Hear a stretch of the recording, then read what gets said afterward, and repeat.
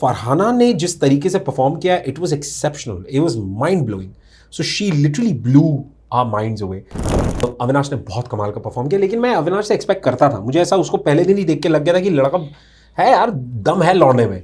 देखो ये सीज़न मेरे लिए जेन्युइनली बहुत नया, बहुत इंपॉर्टेंट और बहुत ही एक तरीके से थेरेप्यूटिक भी रहा.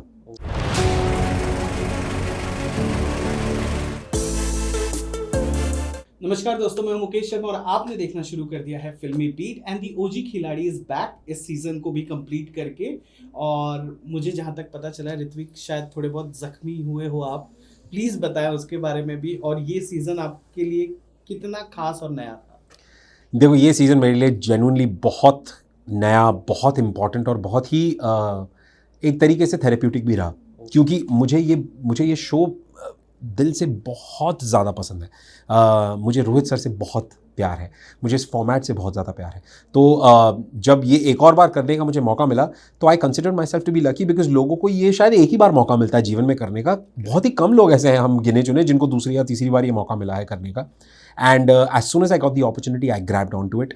क्योंकि दुनिया में ऐसी कोई जगह नहीं है जो आपको पैसे देकर ये एक्सपीरियंस करने को मिले. So I feel extremely grateful and lucky to be a part of this season. और देखो चोटें लगती रहती हैं जो थोड़ी बहुत part and parcel of the job जिसे कहते हैं, but nothing that has really taken my spirit away. ऐसा कुछ भी नहीं हुआ. ऑफकोर्स छोटी मोटी चोटें तो लगती रहती हैं, एंड अपार्ट फ्रॉम दैट तो कुछ भी नहीं यार. The show is extremely safe. Okay, I got to know very good and थोड़ा सा फनी सीक्रेट, वो ये कि जो कहावत है कि शेर कभी मुंह नहीं धोता, वो ऋत्विक पर लागू हुआ है. आप मुझे शेर बोलना चाह रहे हैं, आप मुझे बोलते कि मैं मुंह नहीं धोता? मैं शेर बोल रहा हूँ. हाँ, क्योंकि अविनाश और बाकी सबसे मुझे पता चला है कि ये डोर खोलते हैं, सो जाते हैं, फिर इन्हें याद दिलाना पड़ता है, भाई हम जिम ले जाने आए हैं. था वो यार, एक इंसिडेंट था यार. मैं बता रहा हूँ आपको, हमारा रोज का रूटीन होता था, ठीक है, मेरा, वाही और अविनाश का. कि हमें उठ के जाना है किसी भी हालत में जिम. शूट से पहले जो भी हो, we have to go to the gym. तो अब और इतने थके आ रहे आते थे कि आके पड़ गए पूरे.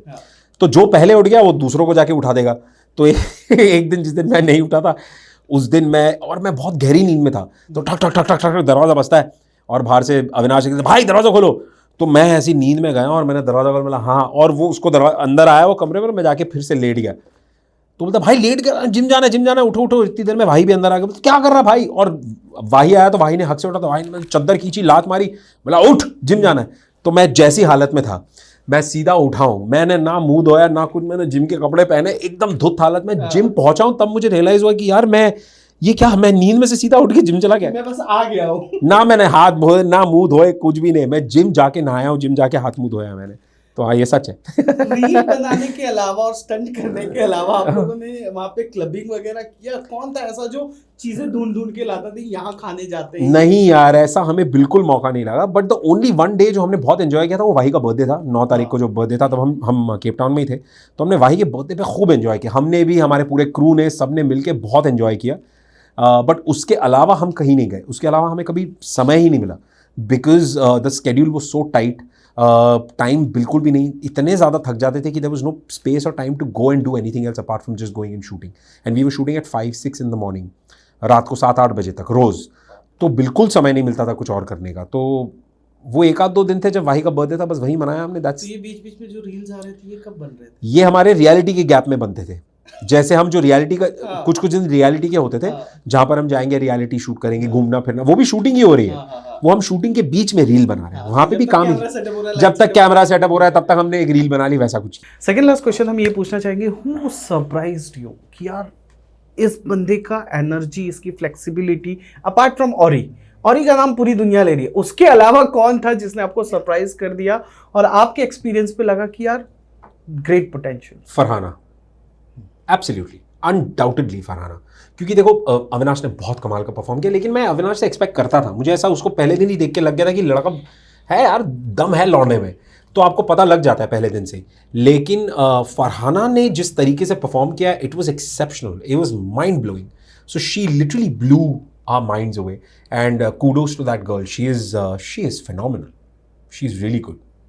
चलिए लास्ट क्वेश्चन हम जो पूछना चाहते हैं वो ये कि कल मैं शगुन से बात कर रहा था और मैंने सारे न्यू कमर फर्स्ट टाइमर्स से पूछा कि इन सीनियर्स में कौन था वो जो आप लोग को एडवाइस करता था, तो सबने मिला जुला कर यही बोला कि हम कभी ऋत्विक भाई से एडवाइस लेने नहीं जाते थे क्योंकि वो डायरेक्ट बोलते थे अबे ये ऐसे ऐसे और करके भी आ जाते थे और सिर्फ बोलते नहीं थे, करके भी आ जाते थे। ये क्यों डराते हो बच्चों को आप? पहले ये यार ये डराने वाला नहीं, ये तो उल्टा मुझे लगता है कि इससे मोटिवेशन मिलता होगा, क्योंकि ऐसा कोई भी स्टंट, मतलब शायद मेरे नजरिए से मुझे ऐसा लगता है, सबको ऐसा नहीं लगता होगा, बट मुझे जेन्युइनली नहीं लगता डर।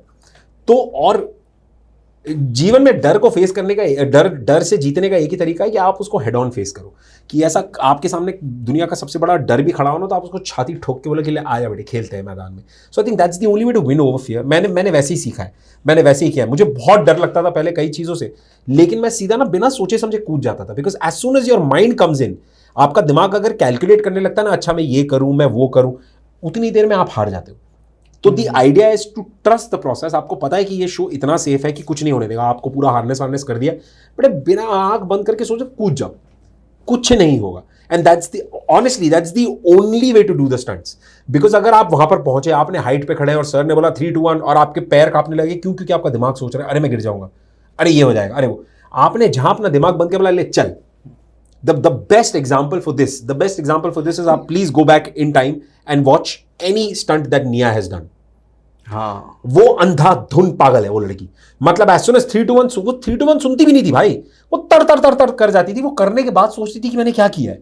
And I think that's exactly why she won one of the seasons. Because वो कभी भी अपने दिमाग को ओवरटेक करने नहीं देती थी। शगुन जो अपने ही दिमाग के साथ पहले बैठ के एक किटी पार्टी बनाती है स्टंट के पहले, वो अपने दिमाग से 50 चीजें सोचेगी कि ऐसा होगा वैसा होगा, क्या करूं कैसे करूं। तो और मैं चाहता था कि बिल्कुल भी ना डरे वो लड़की, एब्सोल्युटली नॉट। क्योंकि उसने कुछ स्टंट्स तो बहुत बढ़िया परफॉर्म किए, हम सब ने सोचा था कि नहीं कर पाएगी, लेकिन सबको चौंका गई वो कुछ जगहों पे। सो और तब उसने सोचा नहीं था, तो आई थिंक मैं वही शुरू से उसको बोलता था मत सोच यार, if you don't think about it doesn't exist, go for it. निया और रवि को मिस किया? ऑफ कोर्स यार, ऑफ कोर्स मिस किया उनको। एंड आई थिंक उनके साथ का जो एक्सपीरियंस है वो तो लेजेंडरी है, वो क्रेजी एक्सपीरियंस है, वो you can't really touch that ever again. और मैं इस शो में एक बार दोबारा वापस इसीलिए भी नहीं आया था कि मुझे वो एक्सपीरियंस टच करना है। वो अपना एक अलग एक्सपीरियंस था, मैं अपनी कुछ नई मेमोरीज बनाने आया था, कुछ नए दोस्त बनाने आया था। बट वो जो एक्सपीरियंस है वो तो अपने आप में वो दैट्स अनटचेबल। चलिए thank you so much. Thank you. कैसा लगा फिल्मी बीट से बातचीत करके? भाई फिल्मी बीट से बातचीत करके मुझे बहुत अच्छा लगा है, आपसे बात करके मुझे बहुत अच्छा लगा है। Thank you very much to each and every one of you.